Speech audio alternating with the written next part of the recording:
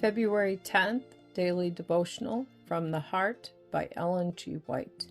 Giving a habit born of love. Let each one of you lay something aside, storing up as he may prosper. 1 Corinthians chapter 16, verse 2. Giving is a part of gospel religion. The foundation of the plan of salvation was laid in sacrifice. Jesus left the royal courts of heaven and became poor, that we through his poverty might be rich. His life on earth was unselfish, marked with humiliation and sacrifice. And is the servant greater than his Lord?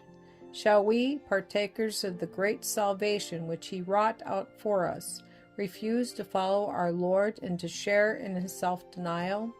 When the world's Redeemer has suffered so much for us, shall we, the members of his body, live in thoughtless self-indulgence? No, self-denial is an essential condition of discipleship. Christ is our head, led out in the great work of salvation, but he has entrusted that work to his followers upon earth. It cannot be carried on without means, and he has given his people a plan for raising means sufficient to make his cause prosperous. The tithing system, instituted for this purpose, reaches back to the time of Moses. Even as far back as the days of Adam, long before the definite system was given, men were required to offer to God gifts for religious purposes. God does not compel us to give to his cause. Our action must be voluntary. He will not have his treasury replenished with unwilling offerings.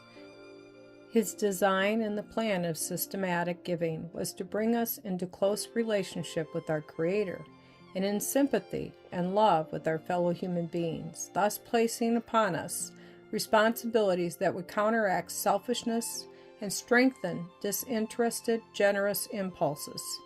We are inclined to be selfish and to close our hearts to generous deeds. The Lord, by requiring gifts to be made at stated times, designed that giving should become a habit and be looked upon as a Christian duty.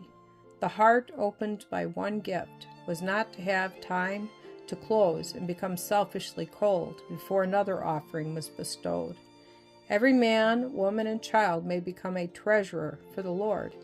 It is for our own good that he has planned to have us bear some part in the advancement of his cause. He has honored us by making us co-workers with himself.